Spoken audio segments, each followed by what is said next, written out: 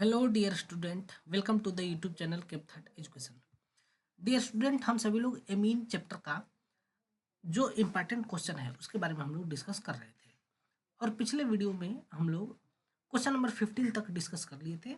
आज हमें देखना है क्वेश्चन नंबर 16 को। दिया है what is the number of primary amines. कितने इसमें प्राइमरी एमीन्स पॉसिबल है for the compound having molecular formula C4H11N। C4H11N के लिए कितने प्राइमरी एमीन पॉसिबल है। हालांकि इसके बहुत सारे क्वेश्चंस को हमने पिछले वीडियो में डिस्कस कर चुके थे और ये वाला क्वेश्चन भी हमने पिछले वीडियो में डिस्कस कर लिए थे, जहां से कि हमको 4 आइसोमर ऐसे प्राप्त हो रहे थे जिसके अंदर की हमें प्राइमरी एमीन मिल रहा था। C4H11 हमारे पास ये फार्मूला दिया गया है। तब इसके द्वारा अगर हम लोग कंपाउंड बनाएंगे तो यहाँ पर आएगा CH3, CH2, फिर CH2 और अगेन CH2, NH2। ये हमारा पहला प्राइमरी एमीन हो जाएगा। इसके बाद अगर हम दूसरा प्राइमरी एमीन बनाना चाहें तो हम लोग इसी में क्या करेंगे कि जो NH2 पहले नंबर के कार्बन पर लगा है उसको हम लोग दूसरे कार्बन पर लगा देंगे यहाँ पर। तब ये हो जाएगा हमारा, ये दूसरा वाला आइसोमर प्राप्त हो जाएगा। अगर हमें तीसरा आइसोमर प्राप्त करना होगा तो हम क्या करेंगे कि पहले 3 कार्बन लिखेंगे, फिर यहाँ पर उससे NH2 लगा देंगे और एक CH3 को यहाँ लगा दूंगा, तो भी ये क्या है, प्राइमरी एमीन है। सेम इसी प्रकार से अगर मैं एक और बनाना चाहूँ तब एक ही कार्बन से 3 ठो कार्बन लगा देंगे और उसी कार्बन से NH2 लगा देंगे, तो टोटल हमारे पास 4 आइसोमर प्राप्त होते हैं। इसके प्राइमरी एमीन के। सेकेंडरी एमीन, टर्शियरी एमीन की यहाँ पर नहीं बात की गई है, सिर्फ प्राइमरी एमीन की बात की गई है। तो C4H11N के 4 आइसोमर प्राप्त होते हैं। तो इसका कौन सा ऑप्शन हो जाएगा, ए वाला ऑप्शन हो जाएगा, 4 वाला। अब आगे का क्वेश्चन इस वीडियो में, मतलब कि इस PDF में नहीं दिख रहा है, तो हम लोग क्वेश्चन नंबर 17 को यहाँ पर देखते हैं। जैसा कि आप सभी लोग के स्क्रीन पर सामने दिख रहा होगा, एकदम ऊपर में आपका क्वेश्चन नंबर 17 है। ठीक है, देखिए यहाँ पर लिखा हुआ है what is the number of primary amine molecule among the following compound. इसमें से कितने प्राइमरी एमीन मॉलिक्यूल है, ठीक है ना, ये चीज आपको बताना है। तो ऐसे एमीन जिससे कि सिर्फ एक ही कार्बन लगा हो उसको हम लोग क्या बोलते हैं, प्राइमरी एमीन बोलते हैं। ठीक है, तो जो जो मॉलिक्यूल यहाँ पर लिखा है वो आप देख सकते हैं। देखिए पहला वाला यहाँ पर दिया है CH3 का ब्रैकेट बना करके दे दिया है N, फिर यहाँ पर देखिए दिया है CH3 का होल ट्वाइस NH दे दिया है। अच्छा, यहाँ पर क्या होगा, होल थ्राइस होगा, ठीक है ना। अब इसके बाद इसके देखेंगे तो यहाँ पर NH2 दिया है, जहाँ जहाँ पर NH2 होगा वो आपका प्राइमरी एमीन होगा। तो देखिए इसके अंदर अगर हम लोग देखें तो इसके अंदर क्या है, पहला वाला जो स्ट्रक्चर है उसको हम यहाँ पर बना रहे हैं, क्योंकि अब हमको इसमें थोड़ा सा मेहनत करना पड़ेगा, PDF साइज नहीं आया है। CH3 का होल थ्राइस N, इसके अंदर ये क्या है, ये आपका 3 डिग्री एमीन है। सेम इसी प्रकार से अगर हम नेक्स्ट वाले देखें तो आप देख सकते हैं, अगर कर्सर दिख रहा होगा तो पता नहीं, रिकॉर्डिंग में हमें नहीं पता चल रहा है। तो CH3 का होल ट्वाइस NH दिया है, तब इसके अंदर भी आपका सेकेंडरी एमीन हो जाएगा। CH3 का होल ट्वाइस NH, इसके अंदर भी आपका क्या है, सेकेंडरी एमीन है। सेम इसी प्रकार से अगर हम लोग अगला देखें तब इसके अंदर CH3NH2 दिख रहा है ना, उसके बगल में यहाँ पर आपका CH3NH2 दिख रहा है, CH3NH2। और उसके बगल में अगर हम लोग देखें तो ये दिख रहा है CH3CH CH3 और बीच वाले कार्बन से NH2 लगा है। अर्थात अगर मैं इसको बनाना चाहूँ तो ये कैसे हो जाएगा, CH3CH CH3 और यहाँ पर NH2 हो जाएगा। ओके, सेम उसी प्रकार से अगर मैं अगला वाला बनाना चाहूँ तो यहाँ पर हम लोग देख सकते हैं एनिलीन दिया गया है, तो एनिलीन का स्ट्रक्चर हम यहाँ पर बना लेंगे। ठीक है, सब हम पहले बना लेते हैं, इसके बाद फिर हम इसका डिस्कशन करते हैं, डिसीजन लेते हैं कौन सा होगा। इसके बाद नेक्स्ट वाला अगर हम लोग देखें तो यहाँ पर मेथिल एनिलीन दिया है, मिथाइल एनिलीन दिया है, ठीक है ना, या फिर फेनिल मेथनामीन, इसका एपीसी नेम हो जाएगा फेनिल मेथनामीन, ये आपका दिया है। ठीक है, लास्ट वाला एक बार और बना लेते हैं, CH3 का होल थ्राइस CNH2, ये भी आपका प्राइमरी एमीन है। CH3 का होल थ्राइस C और यहाँ से NH2। अब देखिए जहाँ जहाँ पर NH2 होगा वो आपका प्राइमरी एमीन होगा। चलिए हम इसको लिख ही देते हैं। ये आपका 3 डिग्री एमीन है, ये आपका हो जाएगा 2 डिग्री, ये आपका हो जाएगा 1 डिग्री, ये आपका हो जाएगा 1 डिग्री, ये हो जाएगा आपका 1 डिग्री, ये 2 डिग्री और फिर से ये हो जाएगा 1 डिग्री। तो 1 डिग्री कितने हो गए, 1 2 3 और ये 4 ठो इसके अंदर क्या है, प्राइमरी एमीन है। अर्थात इस केस में क्वेश्चन नंबर 17 का ऑप्शन क्या हो जाएगा, क्वेश्चन नंबर 17 का ऑप्शन हो जाएगा बी वाला, ये वाला ऑप्शन हो जाएगा। ठीक है ना, नेक्स्ट क्वेश्चन देखते हैं, कितने क्वेश्चन है इसमें, 26 क्वेश्चन है, थोड़ा सा हमको मेहनत करना पड़ेगा। क्वेश्चन नंबर 18 देखते हैं। Which among the following is correct order of pKb value.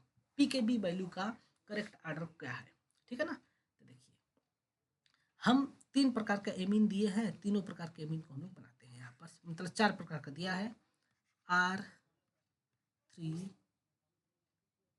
और N, ठीक है। इसके बाद फिर R2NH, फिर RNH2 और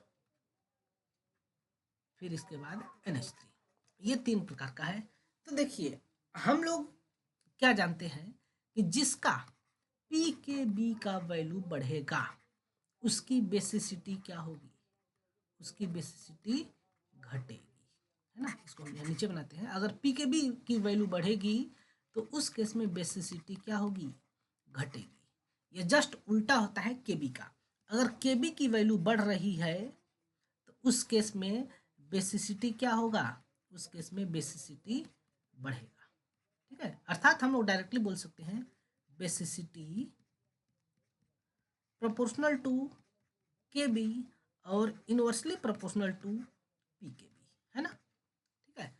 तो अब इन तीनों में अगर हम, इन चारों में अगर हम लोग देखें तो यहाँ पर आपका क्या है, 3 डिग्री एमीन है, ये आपका 2 डिग्री एमीन है, ये 1 डिग्री एमीन है और इसमें कोई भी डिग्री नहीं है।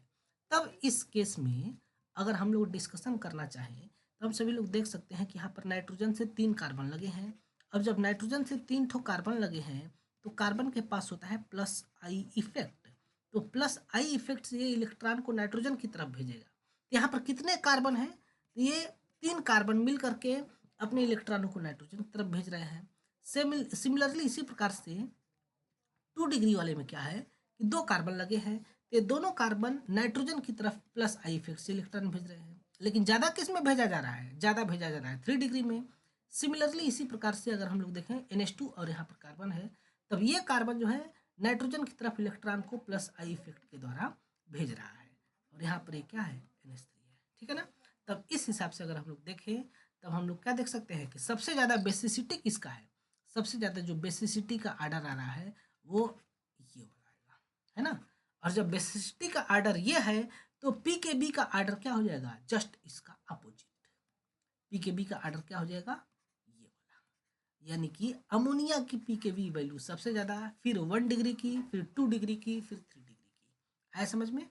तब अगर हम इस पिक्चर में देखें तो किसमें होगा सबसे ज़्यादा, अमोनिया, ए वाला ऑप्शन हो जाएगा, अमोनिया के सबसे ज़्यादा, फिर 1 डिग्री, एक सेकेंड कुछ नाटक कर रहा है, हाँ ठीक है,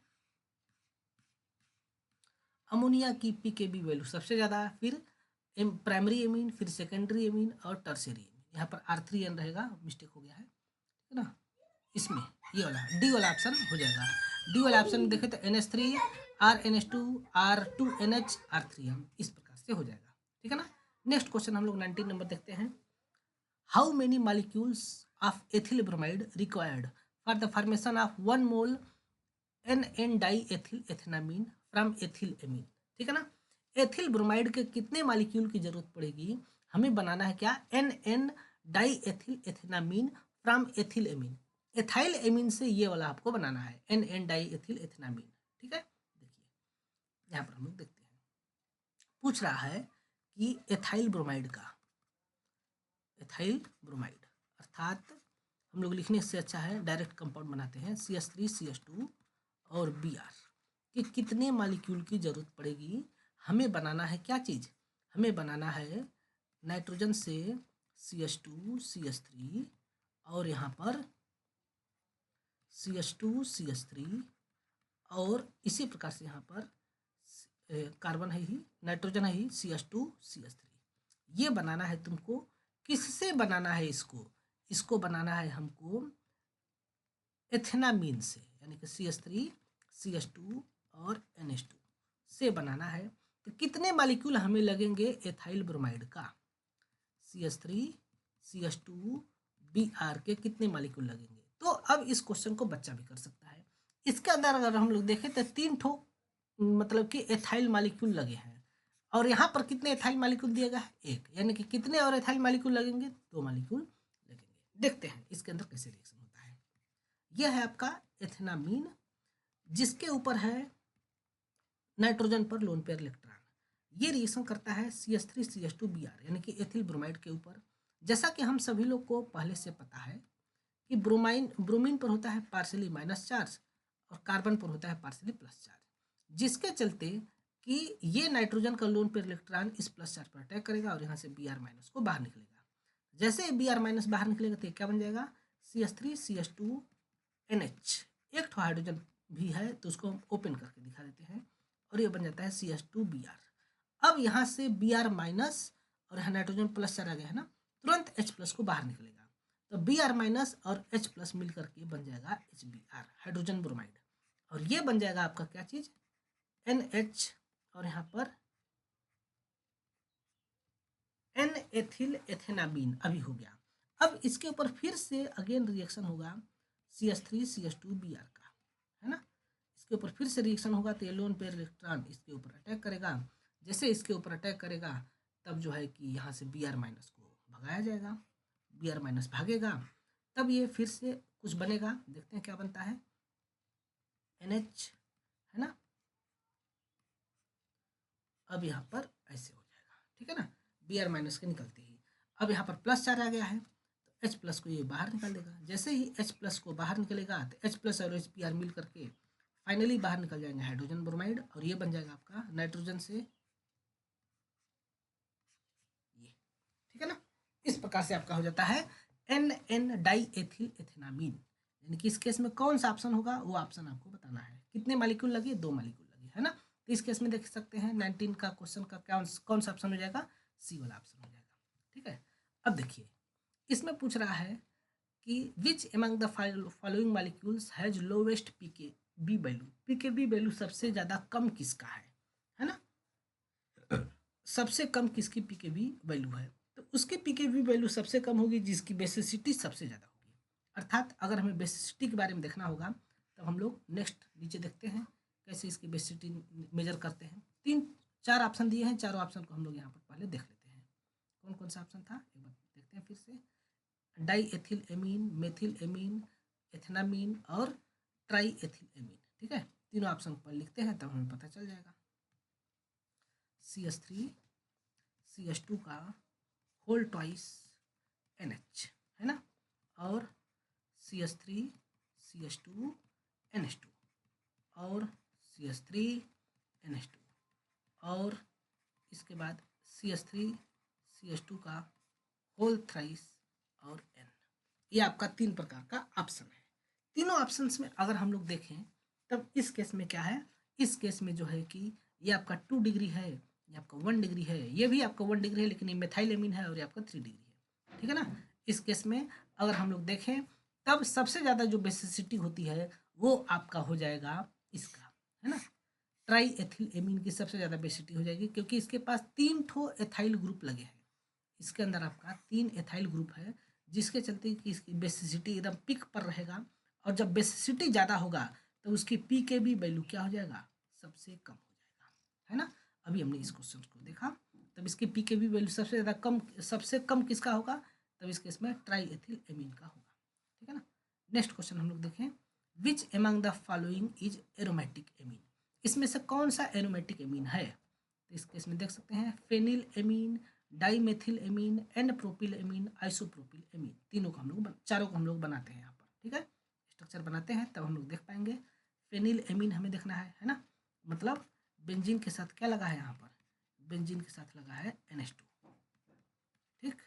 इसके बाद फिर क्या दिया है एक बार देखते हैं, di methyl amine, normal propyl amine, isopropyl amine, ठीक है, डाईमेथाइल एमीन CH3 का होल ट्वाइस NH और इसके बाद फिर नॉर्मल प्रोपिल एमीन यानी कि N के साथ CH2 और CH3, यहाँ पर NH2 हो जाएगा और आइसोप्रोपिल एमीन दिया है ना, आइसोप्रोपिल एमीन इस प्रकार से बन जाएगा, ठीक है। तो अगर मैं इन चारों के अंदर देखूं किसके अंदर एरोमेटिसिटी है, तब एरोमेटिसिटी होने का मतलब होता है कि जिसके अंदर की मॉलिक्यूल क्या हो, साइक्लिक हो और इसके बाद प्लेनर हो और इसके बाद डीलोकलाइजेशन हो डीलोकेलाइजेशन ऑफ चार्ज हो, और इसके बाद फिर ये हकल रूल को फॉलो करे। ये अगर चारों रूल को फॉलो करते हैं तो होता है। तो देख सकते हैं इसके अंदर जो बेंजीन रिंग है वह साइक्लिक भी है, प्लेनरिटी भी है, क्योंकि इसके अंदर सारा का सारा sp2 हाइब्रिडाइजेशन है। पाई बाड इसके अंदर डीलोकलाइज करते हैं, विथ नाइट्रोजन के लोन पेयर इलेक्ट्रॉन के साथ भी ये डीलोकलाइज करते हैं। तो और हकल रूल को भी फॉलो कर रहा है, क्योंकि रिंग के अंदर जो है कि आपके पास 4n+2 पाई इलेक्ट्रॉन है। इस केस में जो 4n की वैल्यू है वह 1 है, जिसके चलते कि 4 × 1+2 यानी कि आपका 6 पाई इलेक्ट्रॉन इसके अंदर मौजूद है। आया समझ में ना। तब इस केस में कौन सा एरोमेटिक होगा, तो इस केस में फेनिल एमीन जो है कि एरोमेटिक एमीन होगा। नेक्स्ट क्वेश्चन देखते हैं। Basic strength of aliphatic amine depends upon, किसके ऊपर डिपेंड करता है? Plus I effect, inductive effect, both plus I and steric effect और स्टेरिक इफेक्ट। तो इस केस में जो है कि आपका जो बेसिसिटी होता है ना वह दो चीज़ों पर डिपेंड करता है। एक तो इंडक्टिव इफेक्ट जो कि अभी हमने देखा, और दूसरा स्टेरिक इफेक्ट होता है। स्टेरिक इफेक्ट का मतलब जो नाइट्रोजन से ग्रुप लग रहे हैं ना, यहाँ पर जो मैं नाइट्रोजन है इसके साथ मैं कोई ग्रुप लगा रहा हूँ, तो ये ग्रुप कैसा है, अगर बहुत ज़्यादा बड़ा होगा तब जो है कि वह इसके साथ रिपल्सन करने लगेगा। रिपल्सन करने के कारण इसके अंदर स्टेरिक हिंड्रेंस आएगा, भीड़ प्रभाव आएगा, जिसके चलते कि इसकी बेसिसिटी इफेक्टेड हो जाएगी। जितना दिखाना चाहिए उतना वो नहीं दिखा पाता है ना। तो इस केस में कौन सा ऑप्शन हो जाएगा? Both plus I and steric effect, है ना। अब देखते हैं नेक्स्ट क्वेश्चन देखते हैं। Primary and secondary amine undergo acylation. Primary और सेकेंडरी एमीन जो है कि एसाइलेशन करता है, तो एसाइलेशन के द्वारा क्या बनेगा? ठीक है, तब इस केस में एसाइलेशन के द्वारा बनता है आपका एमाइड। कैसे बनता है इसके बारे में हम लोग देखते हैं। ठीक है, देखते हैं। यह है आपका एसिल ग्रुप RCOCl। ठीक है, इसके ऊपर हम रिएक्शन कराते हैं प्राइमरी एमीन का, यानी कि RNH2 का, है ना। जब इसके साथ रिएक्शन होगा तब ये लोन पेयर इलेक्ट्रॉन इस कार्बोनिल कार्बन पर अटैक करेगा, ये बॉन्ड इधर जाएगा, तब ये बनेगा आपका RCO- और यहाँ पर Cl, और यहाँ पर हो जाएगा नाइट्रोजन से हाइड्रोजन, हाइड्रोजन और यहाँ पर कार्बन हो जाएगा। अब इस केस में क्या है कि इस नाइट्रोजन पर है प्लस चार्ज, है ना। जब इस नाइट्रोजन प्लस चार्ज है तो ये माइनस चार्ज यहाँ आएगा, ये Cl- बाहर निकलेगा और H+ को भी बाहर निकाल देगा, तब HCl बाहर हो जाएगा और ये बन जाएगा RC+O NH और यहाँ पर R। ये बन जाएगा क्या? एक बन गया एमाइड। सेम इसी प्रकार से अगर हम लोग देखें तो सेकेंडरी एमीन भी रिएक्शन करेगा, RCOCl है, इसके ऊपर रिएक्शन होगा NRR और ये H। ये आपका है 1 डिग्री एमीन, ये है आपका 2 डिग्री एमीन। इसके पास भी लोन पर इलेक्ट्रॉन है, तब ये अटैक करेगा, और जब अटैक करेगा तब देखते हैं ये वाला यहाँ से अटैक किया, ये वाला बांड यहाँ जाएगा, तब ये बनेगा आपका कुछ इस प्रकार से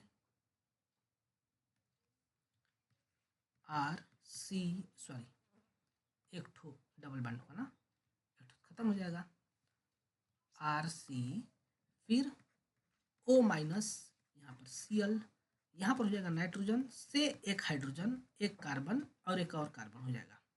अब इस नाइट्रोजन पर है प्लस चार्ज, जैसे ही प्लस चार्ज तुरंत यहाँ से हाइड्रोजन को बाहर निकलेगा और ये माइनस चार्ज यहाँ आएगा तो Cl- को बाहर निकलेगा, तब HCl बाहर और ये बन जाएगा आपका RC+O-N और यहाँ पर RR। तो ये भी क्या बन गया? ये भी आपका बन गया एमाइड। लेकिन अगर हम इसी रिएक्शन को 3 डिग्री एमीन के साथ करा दे तब ये रिएक्शन ही नहीं होगा। क्यों नहीं होगा? क्योंकि इस केस में 3 डिग्री एमीन के केस में नाइट्रोजन पर एक भी हाइड्रोजन नहीं है ना। इस केस में इस नाइट्रोजन पर एक भी हाइड्रोजन नहीं है, तो जब यहाँ पर अब एक भी हाइड्रोजन नहीं है इसका नाइट्रोजन पर, तब ये रिएक्शन ही नहीं शो करेगा, ठीक है ना। तब इस केस में ये रिएक्शन ही नहीं शो करेगा। आया समझ में? तो जब ये रिएक्शन ही नहीं शो करेगा तब कौन सा हो जाएगा? ये एमाइड बनता है। आगे की चीज़ हम लोग छोड़ देते हैं। अब देखते हैं identify the nature of amine. Amine का नेचर कौन सा होता है? Amphoteric, neutral, acidic, basic. तो बेसिक नेचर होता है, अभी तक हम लोग यही देखते आ रहे हैं, है ना। ठीक है, next question, what is the functional group in secondary amine? Secondary amine का कौन सा फंक्शनल ग्रुप होता है? तो कल ही हमने पिछले वीडियो में बताया था कि जब प्राइमरी एमीन होता है तो उसको हम लोग एमिनो बोलते हैं, सेकेंडरी एमीन को इमिनो बोलते हैं और टर्शियरी एमीन को नाइट्राइडो बोलते हैं। इस केस में कौन सा ऑप्शन हो जाएगा? इस केस में बी वाला ऑप्शन हो जाएगा, ठीक है ना।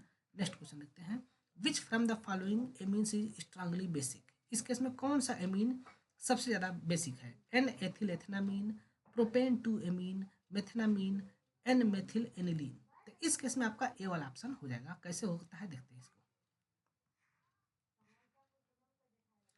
एन एथिल एथेनामीन दिया है, यानी कि नाइट्रोजन के साथ यहाँ पर CH2 CH3 और यहाँ पर भी लगा है CH2 और CH3, ठीक है ना, यहाँ पर लगा है हाइड्रोजन।